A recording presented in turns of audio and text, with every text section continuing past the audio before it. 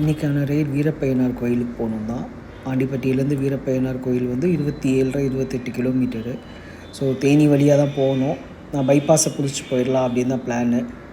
தெரியும் எல்லாருக்குமே பைபாஸில் பெரிய ஒரு ஏற்றம் இருக்கும், அதுக்கப்புறம் ஃபுல் இறக்கம் தான். ரீசெண்டாக ஏற்கனவே வந்திருந்தனால ரூட்டில் எனக்கு ப்ராப்ளம் இல்லை. பட் ஆனால் ரோடு வந்து ரொம்பவே ப்ராப்ளம். இன்றைக்கி ஃபுல்லாகவே வந்து அங்கங்கே குழி குழியாக தான் இருந்துச்சு. கோயிலுக்கு போயிட்டு ரிட்டன் ஆகலாம் அப்படிங்கிறப்ப தான் ஒருத்தன் என்னை சுற்று போட்டான். விடவே இல்லை. ஒரு 5 நிமிஷம் அங்கிட்டு இங்கிட்டு நானும் உலர்த்தி பார்த்தேன். பைபிளில் விடவே மாட்டேன்ட்டான். எப்படியோ அவன்கிட்ட டேக்கா காமிச்சிட்டு கிளம்பிட்டு திரும்பி வர்றப்போ என்ட்ரன்ஸில் ஒரு ஸ்பாட் இருக்கும், அங்கே கொஞ்சம் நேரம் டைம் ஸ்பெண்ட் பண்ணிட்டு அப்படியே அங்கேருந்து ரிட்டன் ஆகிடலாம் அப்படின்னு தான்.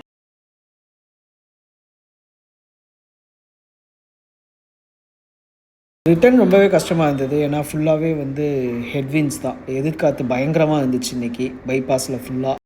நியூ பஸ் ஸ்டாண்ட்லேருந்து அன்னஞ்சி வேலைக்கு கூட ஓரளவு ஈஸியாக இருக்கும் அந்த ஏற்றம்.